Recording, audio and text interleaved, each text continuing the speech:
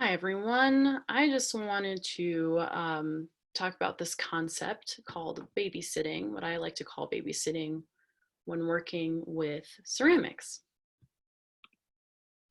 Share the screen. So there are 6 stages of clay as far as this says, which is this is a good start. The first stage of clay is slip. So normally when you're walking around and you see clay in the ground, you would see it in a slip state. It's because it has a lot of water in it. So it's technically just like mud. And so the second stage is a plastic stage. The plastic stage are when your clay has plasticity. It's a hard one to say. That means you are really able to pull and work the elasticity of the clay. You can kind of compress it and shrink it. You can pull it and stretch it. This plastic stage is when you would be also calling your ware, your ceramic ware would be termed as greenware. So the leather hard stage, which is the third stage in this photo here, would also be when your work is termed greenware too. Greenware is essentially the term before you bisque fire something. But as far as babysitting work, the best time to really control how your work is drying and check up on it like a little baby that needs to make sure you're constantly giving it attention is between the plastic and leather hard stage mostly. So the plastic stage, after you're molding and pulling everything and creating your form, the work will dry out. Now, ceramics, or excuse me, clay dries from the outside in. So the skin of whatever vessel you are creating will dry from the outside, which is a great time to check out any of your carving tools that you might be acquiring or still accumulating. And then after the leather hard stage, which is the best stage to do details, just a little sidebar, don't do your details in the slip stage. That won't work at all. It's mud. Think about your details in the plastic stage, but really start embellishing those details more during the leather hard stage. You're going to waste a lot of time and brain power if you start thinking about details first with clay. So form first, form structure first, details last. So after you're done carving your leather hard piece, it'll become bone dry. So when your work becomes bone dry, it becomes actually the most brittle. It becomes very breakable. It's lost all of its plastic nature, so it can't be molded or it's not malleable anymore.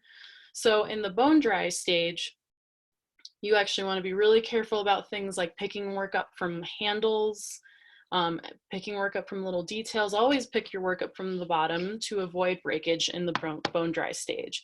Once you get to the bone dry stage, I would pretty much just forget about working on it anymore.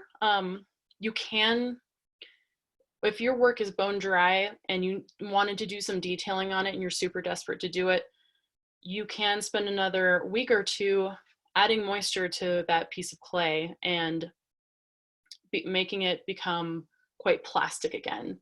So you would have to really, you'd have to get a rag, get the rag wet with water, cover your piece for a week, maybe with some plastic on top, let all that water get absorbed, not through just like the outside layers of the clay, but the inside layers of clay too. So that bone dry piece, you can return it back to its plastic state, but then you're gonna have to let it dry a little bit again to make it leather hard. So the goal is to, once you get to a leather hard state, like know that you're done. Don't do, like, I want you to all try to avoid making plastic, working with your work when it still has some of that plastic to it. And don't forget about it so that when you go back to it, it's bone dry and you can't work on it anymore. So that's why we're gonna babysit. We're gonna always just see how our pieces are drying out. And there's going to be a lot of different elements to this. So some of you who are working outside in the sun are going to find that your work is going to dry a lot faster to someone who is maybe in a different part of the state who's getting a lot of rain and working in their basement that is really moldy.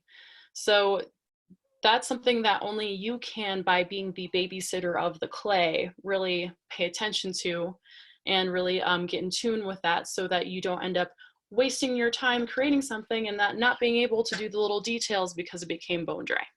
So that's my little lecture on babysitting, on being a good clay mom. So then when your work is completely done and it's bone dry and you can feel the temperature of the piece feels really warm as opposed to cold. If it's cold, it has water in it. The piece has to be completely dry in order for you to put it in the first kiln firing, which is the bisque firing. Now, this is a low temperature fire that you can just stack up all of your pieces and really load up the kiln to do a big bisque fire. So it's always really nice to have a community of people to stack up the kiln. Things go in really tight into the kiln for the bisque fire. And then that will harden your piece and make your once bone dry piece a super porous and hard structure. So then that would be when you would glaze, which we're going to get more into glaze, and you would put that into a different kiln with all the other glaze pieces. And then you take it out and you have a finished ceramic piece if everything has gone right. So yeah, just babysit your work.